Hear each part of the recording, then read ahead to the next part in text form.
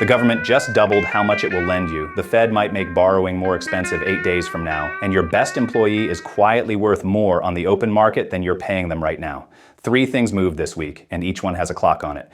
I'm Drew. This is Main Street Operator. It's Monday, the 3rd full week of July, and here are 3 shifts that landed on your desk, and the one move each one should turn into before Friday. Start with the biggest change to small business lending in more than a decade. As of July 4th, the SBA doubled the cumulative cap on its 2 main loan programs from $5 million to $10 million. Here's how it actually works for you. If you take a 7A loan first, you can now borrow up to $5 million there for working capital and stack up to $5 million more through the 504 program for real estate and equipment for a combined $10 million. Before this, the 2 programs were tied together and capped at 5. The SBA's own newsroom framed this as aimed squarely at capital-intensive operators, manufacturing, construction, logistics, anyone who needs to buy a building and fund operations at the same time. And SBA rates right now are the lowest they've been since 2022. Your move this week. If you've been sitting on a plan to buy your own location, or add a second one, and you assumed you'd max out at $5 million, that ceiling just moved.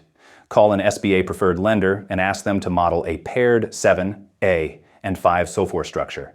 The number you were working with last month is no longer the number. Second, that cheap money window may be about to get more expensive. The Fed meets July 29th, and as of mid-July, CME's FedWatch tool put the odds of a quarter-point rate hike at 46.5%. Call it a coin flip. The Fed has held its range between 3.50 and 3.75% all year, keeping the prime rate at 6.75. Since 7A rates float with prime, a hike passes straight through to any variable rate borrowing you're carrying or planning.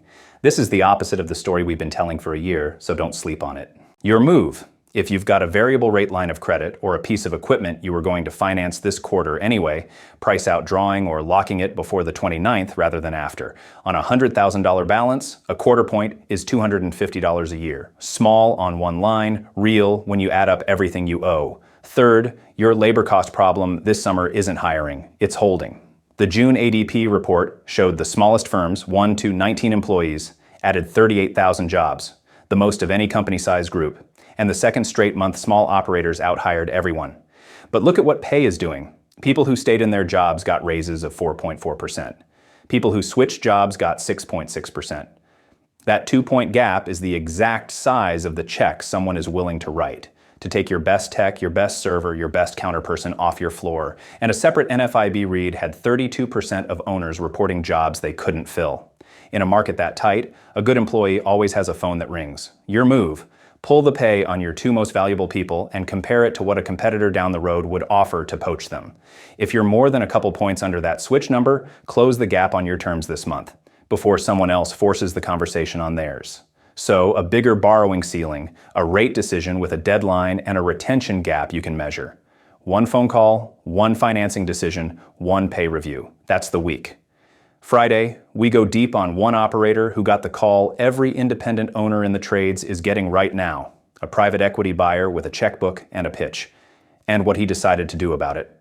Plus a free tool that gives you back about 5 hours a week. I'm Drew, and this is Main Street Operator. Get the 3 moves on the calendar, and I'll see you Friday.